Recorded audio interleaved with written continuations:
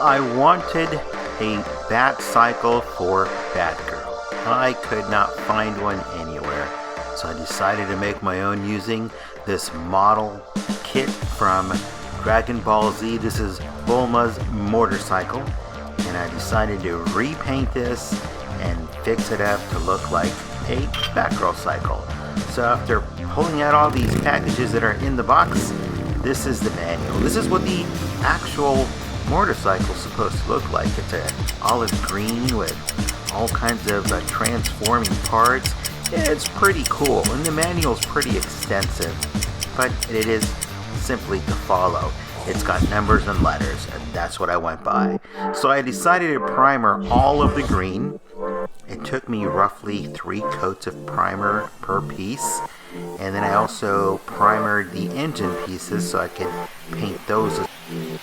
So I've been very quickly running out of the primer from testers or model masters, and I've decided to use some of the Vallejo primer, and it does work a little bit different. It doesn't dry in a matte finish, it doesn't dry as quickly either, and the nice thing about it though is that it comes in that small bottle where I can actually put it directly into the inkwell on my airbrush, so I can actually calculate how many drops I want to put in there.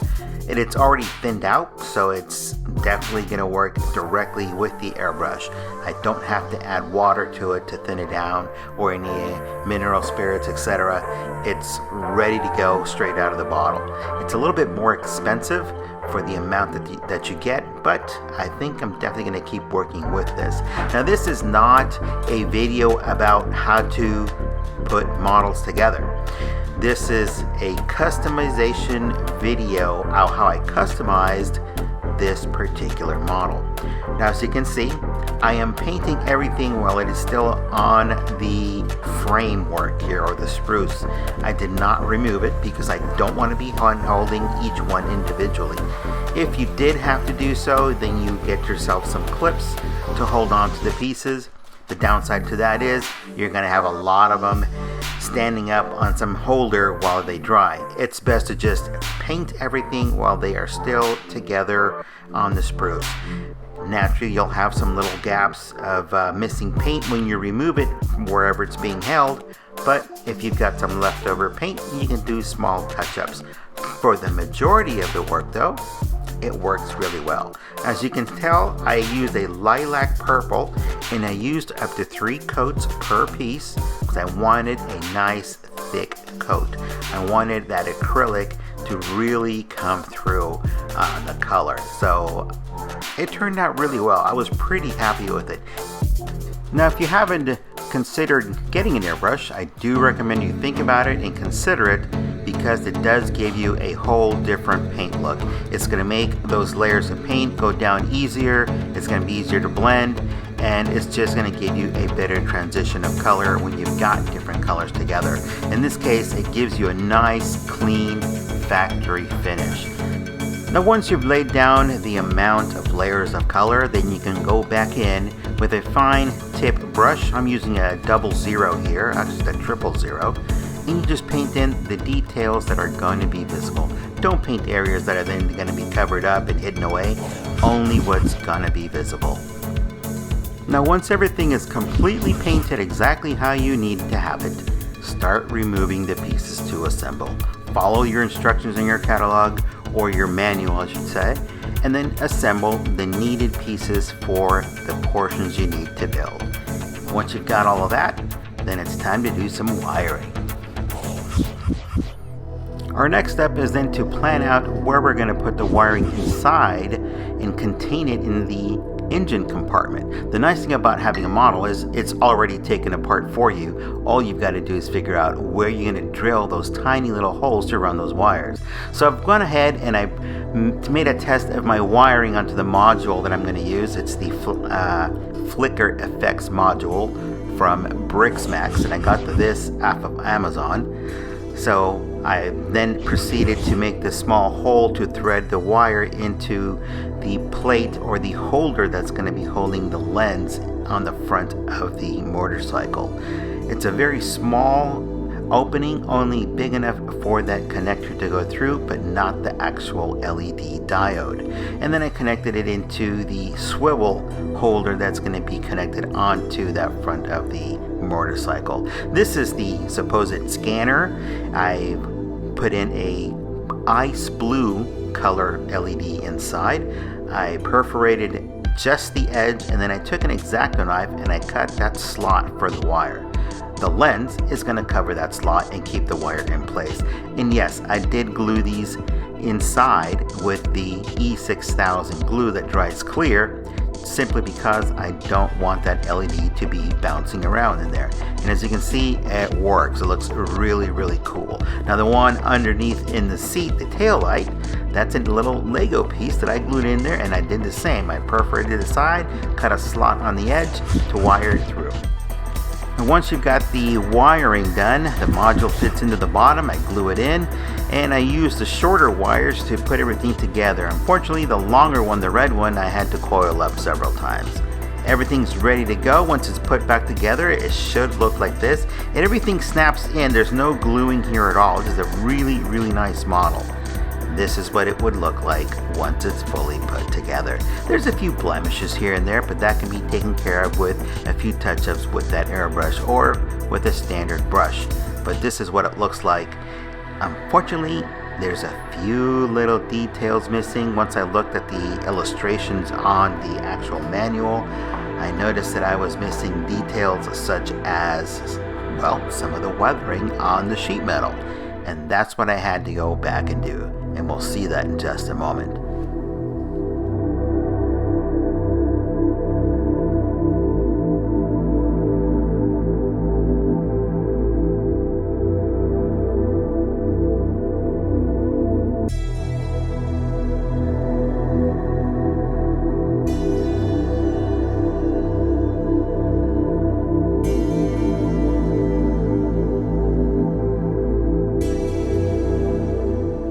Naturally, before you put everything back together like this, you want to make sure that you use your Mr. Super Clear to protect all of your paint work.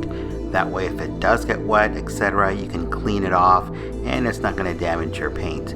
Any kind of other detailed touch-ups, you'll have to use that Mr. Super Clear again to protect your work. Now, I initially wanted this for Batgirl. The Batgirl that I had in mind was the one from McFarlane. And as you can see here, she's just way too tall. Even by placing her way into the background, she just still towers over this motorcycle.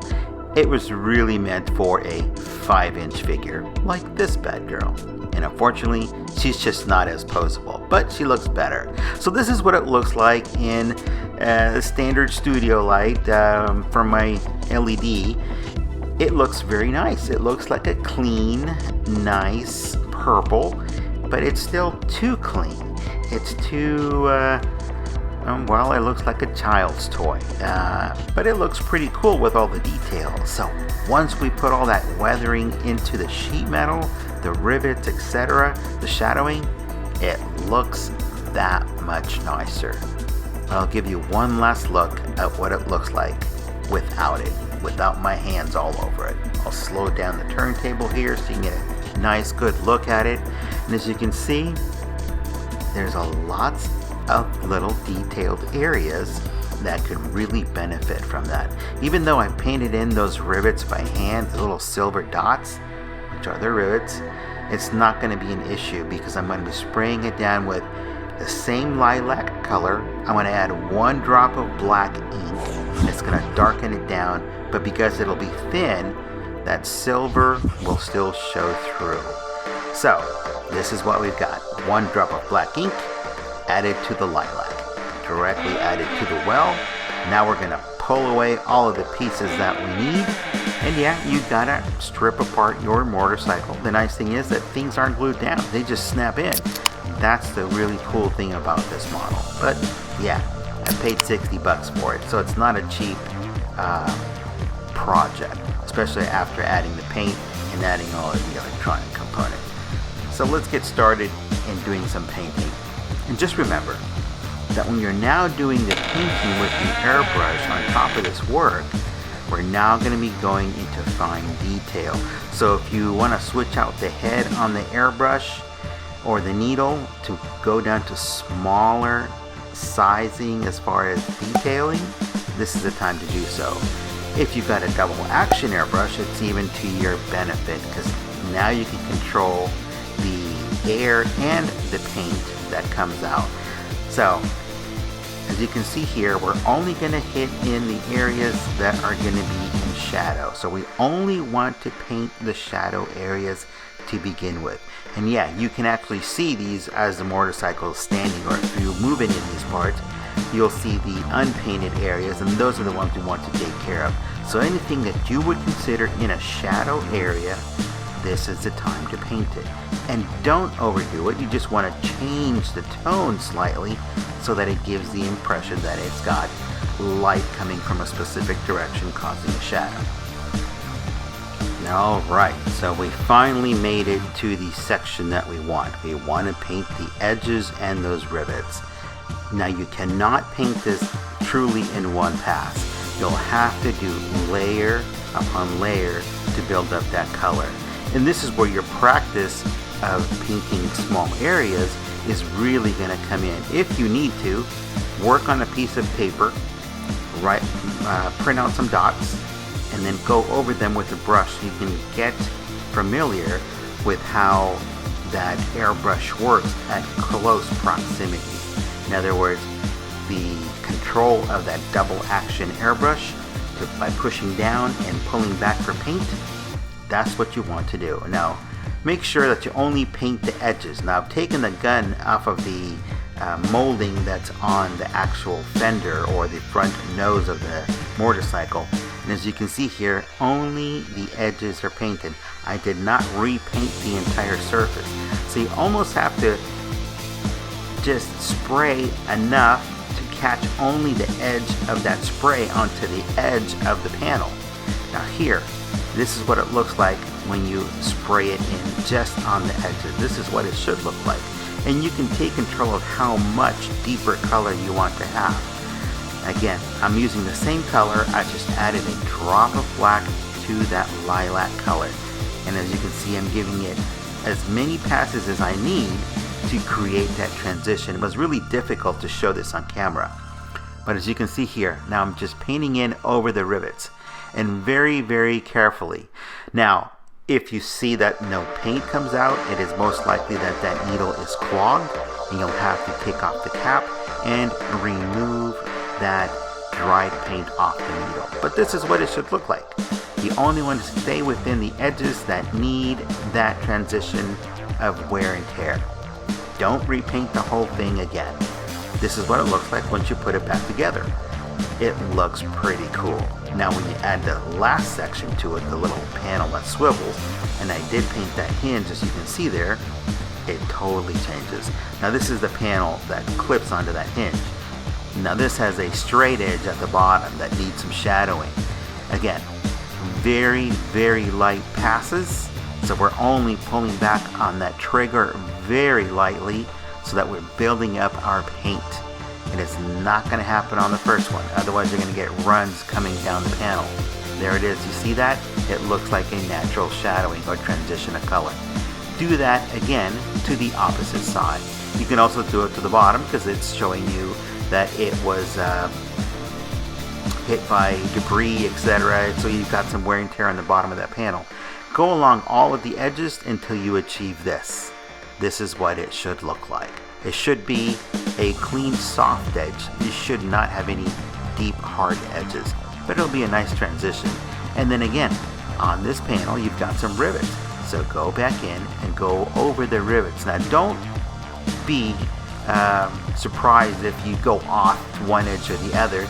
Again, not going to be exact on every single one, so don't worry if it's not an exact dot. But as you can see, that silver does show through on that overspray that I put onto those rivets. It looks pretty cool, so don't worry if it's not an exact duplicate of the other side. Now this is the opposite side. Again, going in with a closer look, very lightly going into that groove that's in the panel, and as best as you can, getting a nice even transition, and then going off into the edges.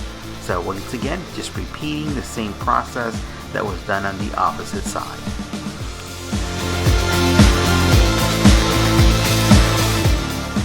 Now in a previous video I did cover that if you use your darker colors onto your gray and then spray over it with your main color, you can get that detailed shading well ahead of time. However, on this it doesn't work because the paint that I'm using that's on top is actually an opaque paint. It would have covered up all of the detail that I'm working on these rivets in the edges. That's why I'm now doing it in the end, putting in my shadowing over my main body color. And as you can see, working so close, it's difficult in front of camera, but it does take practice if you want to get into tiny little area details like that. Again, if your paint isn't coming out when you're up this close, it's because that needle is clogged up. You'll have to take it apart and clean it. And with acrylic, it's very, very common to continuously keep cleaning the airbrush because the air dries the tip where the airbrush is meeting the air and the paint, and it's going to clog it up. So make sure you have a continuous eye on that so you can keep a nice clean brush and air and paint flow so that you have a nice end result. That clip that I'm holding the panel with is one that I actually made myself with some miniature clothespins and popsicle sticks, and they work just fine. Once you've got everything painted the way you like it, then you can fully reassemble everything just like you did the first time following the manual if you forget, and then you can have this result. This is what it looks like up close in different lighting. I'm really, really happy with it. And as you can see, not everything in the paint is symmetrical. We have some that are a little bit off on different panels. It just gives it that more realistic look. Nothing that weathers evenly on both sides. There's usually some uneven weathering.